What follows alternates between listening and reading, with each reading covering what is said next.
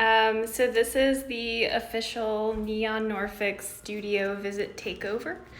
I'm Caitlin Blomstrom here in Norfolk, and gonna take you guys through my studio.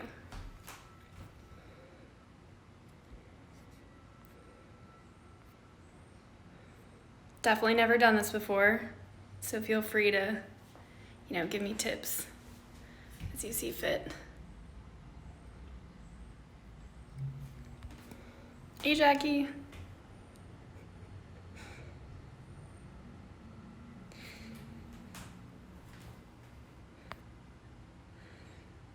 It's weird because you can't see people's faces. Okay. So I'll get started. We are here in my studio. Maybe I'll turn it around a little bit. It's very clean right now. You're looking at 30 minutes of rapid fire cleaning everything. This plant was even placed here yesterday for decor reasons, Zoom webinar reasons. It is not normally put together in here. And so I'm at my house, and this is next to a spare bedroom here that I can use. And I'm super lucky to have these windows and this whole space for my use. And I also have running water, bathroom here, which is great for painting. And so I just wanted to maybe introduce you guys to what the work that I do. And so I have some things that inspire me here. These are comics by an artist named Sam Harcum, and these are sort of like maybe limited edition graphic novels. And I think that his work is super interesting and super arty as far as comics go. So I'm always inspired by things that I see in here when I don't know what else to do. But I usually read books in a clean space. So these are here specifically for you guys. So this table is my clean space. This is usually where I'll paint something with acrylics. It's my acrylic setup, sans the water. And then I have my oil set up over here where I can get messy and focus what I'm working on. So a little bit more about the type of work that I make. I like to make I think this was on the advertisement. I like to make work that looks like something else, but it's really painted, like things that might look like they're taped to the canvas there, but it's really painted, and like a note or googly eyes are always popular. And formally, things that look like something else that they aren't, but then also, intrinsically, like this wolf is not who he says he is. He's pretending to be the grandma so he can eat the Little Red Riding Hood. And I really like that, and my friends know that I like it. These are two things that my friends got for me because they know how much I like things that are cloaked in other things.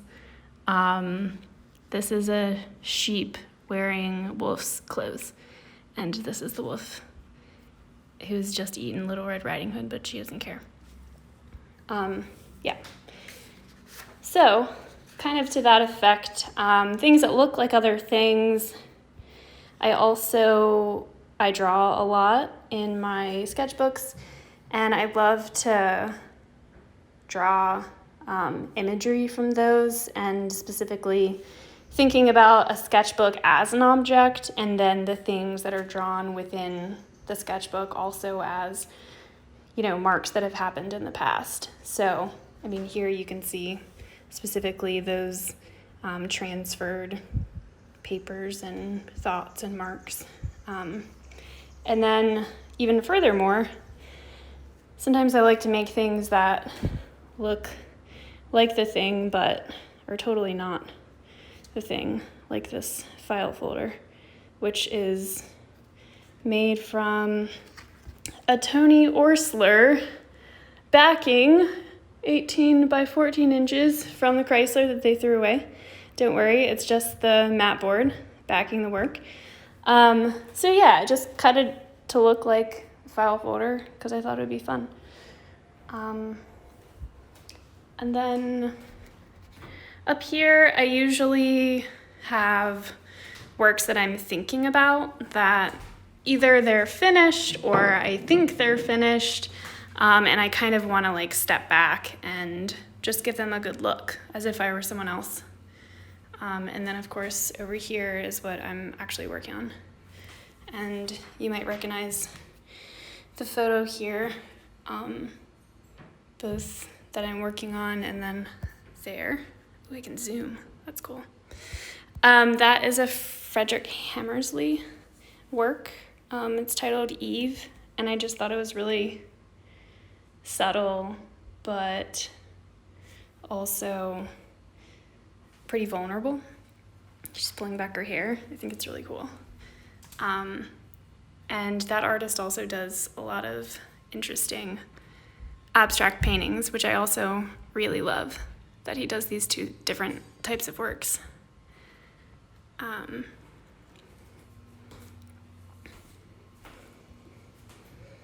Yeah, so that's kind of my work in a nutshell.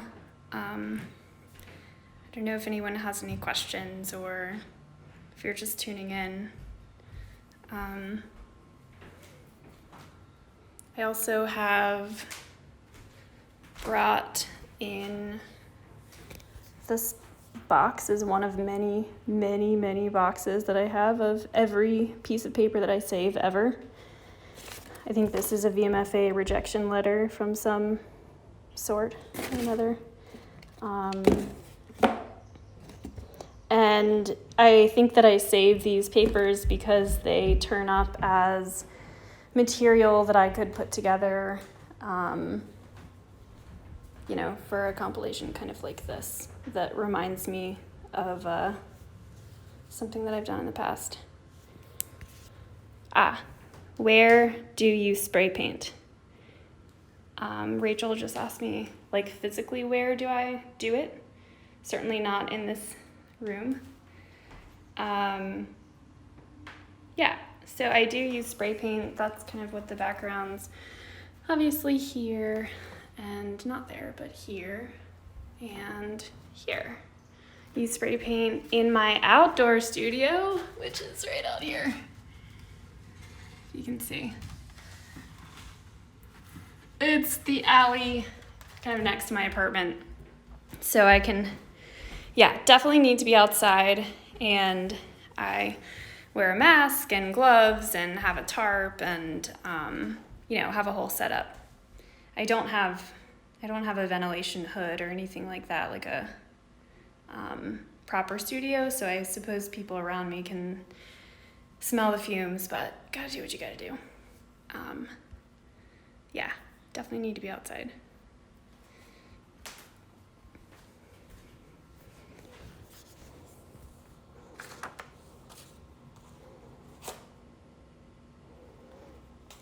How long does a typical painting take? It depends. If it's spray paint, like this one probably took me 2 hours. And this one probably took me, I don't know, like a couple weeks to work on it. This is just like a study that took me like 30 minutes or so. This is a really old painting that I took a photo of a mattress that was discarded, and somebody had spray painted this across it. And I constantly think about, as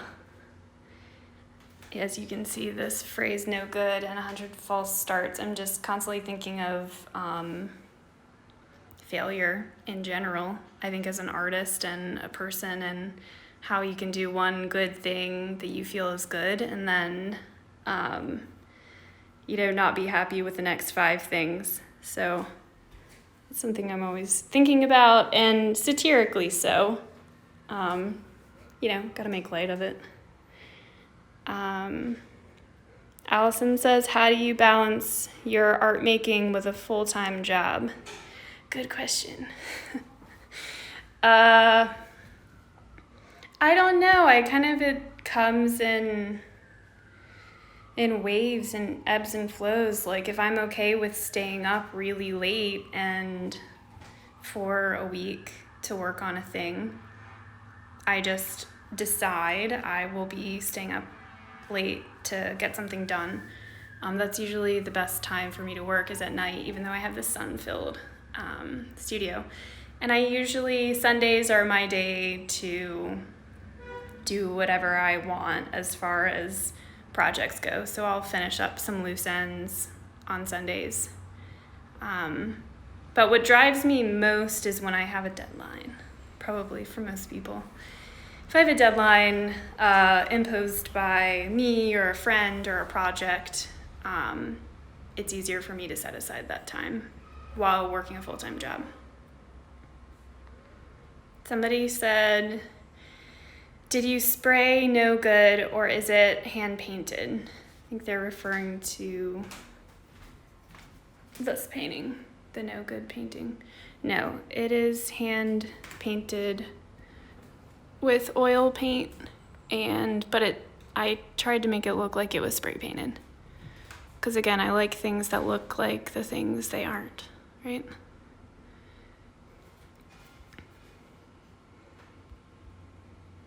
You're welcome. Hello, Seraphon Glass.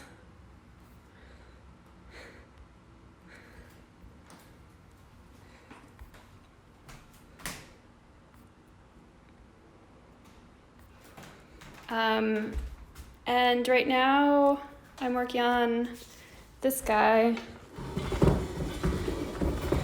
which is spray paint and acrylic brushwork, which is the black parts. And the final product I'm hoping will be sort of more of this is like a little sketchbook cutout that I'll embellish with a sketch of some sort. And down here is meant to be an interior study of an apartment with said sunlight shining through a window such as this. But it's kind of like the, not reflection, but the shadow. There's like the window there, the shadow, and then there's a corner couch. So it's meant to be sort of like a trompe-l'oeil painting that I'll paint like a desk or a chair or something that it'll be propped up against, as if you were to encounter this as a window and there are things either taped to it or leaning against it. So yeah, and this spray paint in particular is so like powdery. It's this powdered pigment. So I just decided to make even more of a sort of illusion and swipe that off as if, maybe we're dusty and somebody outside had swiped it. Not sure if it's working, but oh well.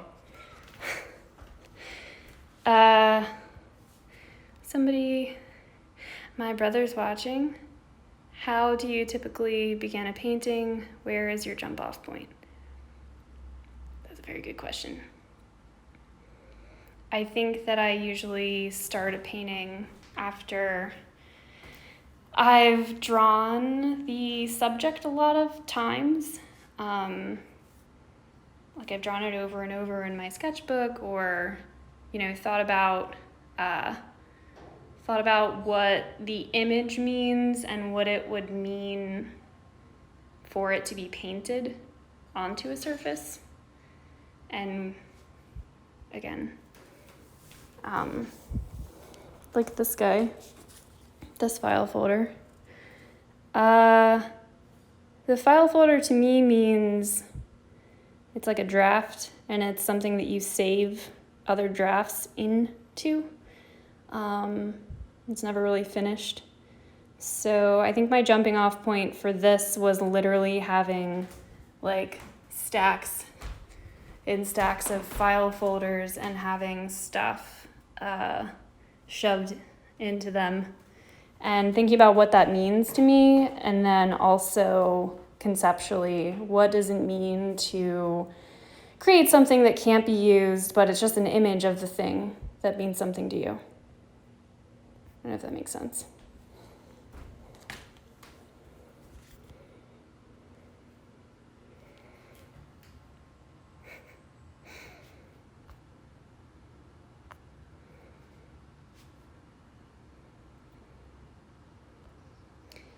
And Sarah says, is that a sketchbook cut out painted?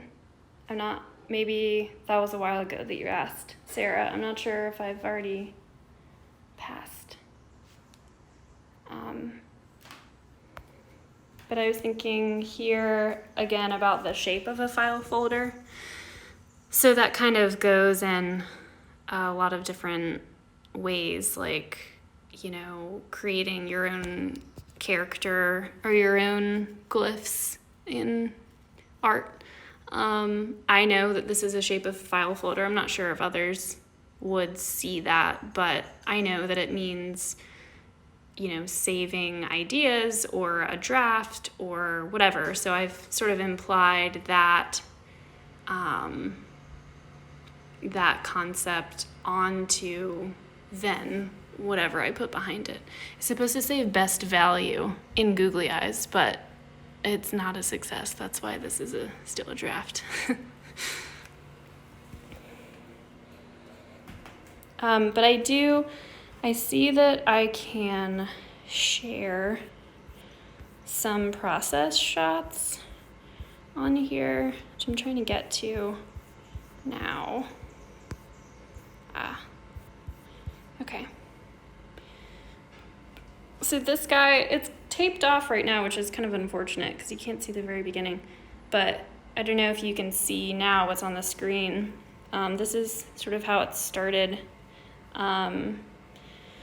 Started with just this terracotta wash over the whole thing, and then I started looking at, you know, the printer is basically my best friend because that's how I work. I don't have this model in my studio. I don't have this photograph by Hammersley in my studio.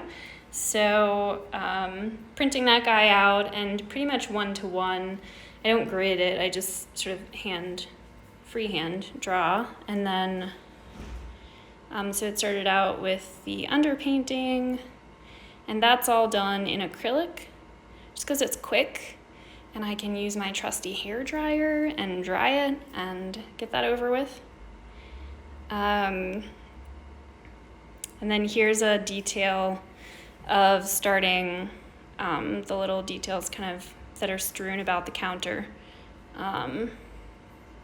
using that hair clip there. And a little bit more definition as we go along. And I think a little bit, yeah, there's more in the cell phone. I think that changes. And then that's about as far as I've gotten with the acrylic. And then now I will go back into the painting with oil.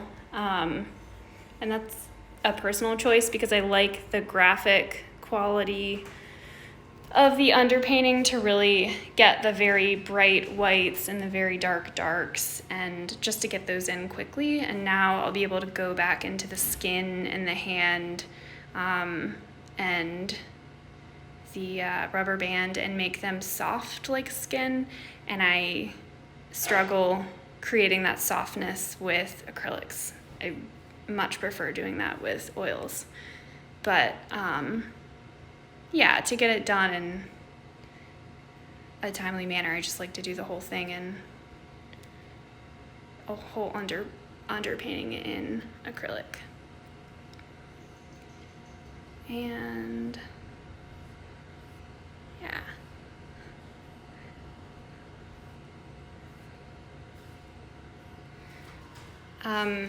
Maybe another related piece with the cell phone there. I'm interested in framing. Pretty much all of the pieces that I've shown you all today have some sort of frame, whether it's conceptual frame or physical frame that you can see, like a window or a file folder or a sketchbook page, some kind of thing that sort of like sets the stage that you're looking into something or onto something that typically exists in the world, but right now it's painted. And so I like to sometimes do these studies of landscapes within a cell phone, which we all can take landscapes within a cell phone by just taking a picture. But I think it's kind of interesting to see that frame within a painting as if it's its own work, and not just ephemeral. It's just, it's there, it's permanent on the page. Yeah, okay, well, I think that's all I have today, and thank everybody for watching. You can follow me at Blonde Storm with a 3 if you would like to see more of what I'm working on in the future and things that I have done in the past. All right, I'll see you guys later. Thank you. Bye.